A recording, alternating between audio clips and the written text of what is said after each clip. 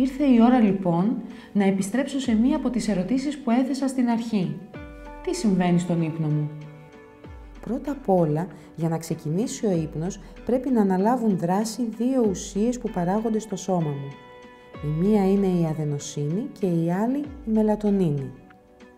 Κατά τη διάρκεια της ημέρας, η αδενοσίνη παράγεται στο σώμα μου. Όσες περισσότερες ώρες μένω άυπνη, συσσωρεύεται και όταν πια είμαι πολύ κουρασμένη, με κάνει να νηστάζω και με ειδοποιεί πως πρέπει να πάω για ύπνο. Η μελατονίνη ρυθμίζεται από το βιολογικό μου ρολόι. Το σώμα μου έχει μάθει να παράγει μελατονίνη μόλις πέφτει η νύχτα, δηλαδή μόλις ελαττωθεί το φως. Γι' αυτό ο εγκέφαλος ξεκινάει πολύ πιο εύκολα τη διαδικασία του ύπνου όταν βρίσκομαι σε μέρος όπου δεν υπάρχει πολύ φως. Τι γίνεται όμως μετά? Η αδενοσίνη και η μελατονίνη θα επηρεάσουν τελικά τη λειτουργία μιας περιοχής του εγκεφάλου, που ονομάζεται υποθάλαμος.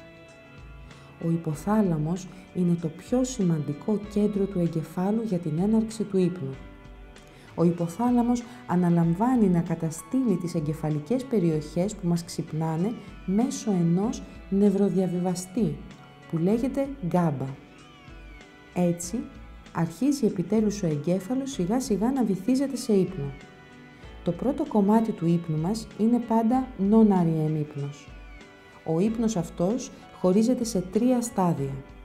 Στο πρώτο στάδιο, που διαρκεί το πολύ 10 λεπτά, ο ύπνος μου είναι ελαφρύς και τα μάτια μου, παρόλο που είναι κλειστά, κάνουν κάποιες αργές κυκλικές κινήσεις.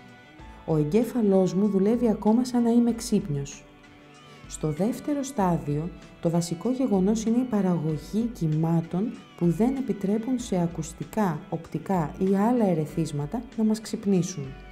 Αυτά τα κύματα ονομάζονται υπνικές άτρακτοι και κάνουν τον ύπνο πιο βαθύ.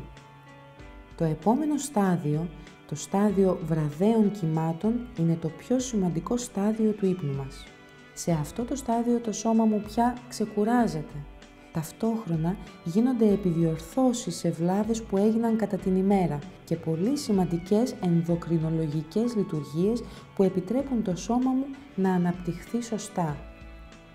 Επίσης, σε αυτό το στάδιο των βραδέων κυμάτων θα δημιουργηθούν νευρονικά κυκλώματα που θα χαράξουν και θα διατηρήσουν στη μνήμη μας τις σημαντικότερες και πιο ωφέλιμες πληροφορίες της προηγούμενης ημέρας.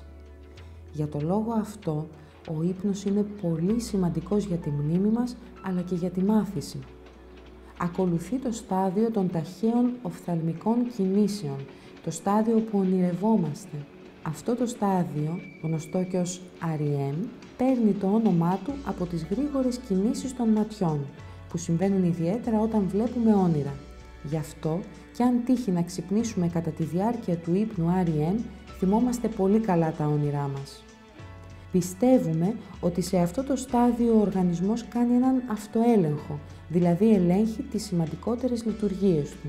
Γι' αυτό και στο στάδιο αυτό μεταβάλλονται συνεχώς η παλμή της καρδιάς, η πίεση του αίματος και ο ρυθμός της αναπνοής, ενώ παράλληλα υδρώνουμε εύκολα.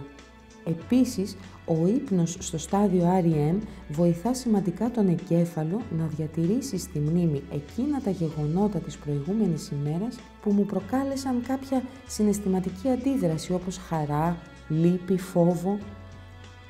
Στη διάρκεια της νύχτας γίνονται 3 ή 4 ολόκληροι κύκλοι ύπνου. Δηλαδή και τα 4 αυτά στάδια επαναλαμβάνονται με την ίδια σειρά 3-4 φορές όταν κοιμάμαι για ένα περίπου 8ωρο. Αν και δυστυχώς δεν γνωρίζουμε γιατί κοιμόμαστε, γνωρίζουμε τι θα μας συμβεί αν δεν κοιμηθούμε. Αδυναμία συγκέντρωσης, κακή ικανότητα να κρίνω καταστάσεις και να είμαι αποτελεσματικός, κακό κέφι, κόπωση και υπερένταση είναι τα πρώτα συμπτώματα που παρουσιάζει ο οργανισμός μου όταν δεν κοιμηθώ καλά. Η μακροχρόνια όμως στέρηση ύπνου θα επηρεάσει το αμυντικό μου σύστημα και θα με κάνει επιρρεπή σε λοιμώξεις, θα δυσκολέψει τη σωματική μου ανάπτυξη και θα βοηθήσει στο να πάρω εύκολα κιλά. Παρ' όλα αυτά, εγώ πολύ συχνά σνομπάρω τον ύπνο μου. Περνάω ώρες μπροστά στον υπολογιστή, μιλάω στο κινητό με τους φίλους μου και αργώ να πάω για ύπνο. Καπνίζω πριν κοιμηθώ, πίνω πολλούς καφέδες μέσα στη μέρα ή τρώω πολύ αργά το βράδυ. Κι άλλοτε πάλι, το άγχος των υποχρεώσεων δεν με αφήνει να κλείσω μάτι. Αντιλαμβάνομαι όμως τις συνέπειες μιας τέτοιας στέρησης του ύπνου και αντιλαμβάνομαι το πόσο επηρεάζει η ποιότητα του ύπνου μου την υπόλοιπη ζωή μου.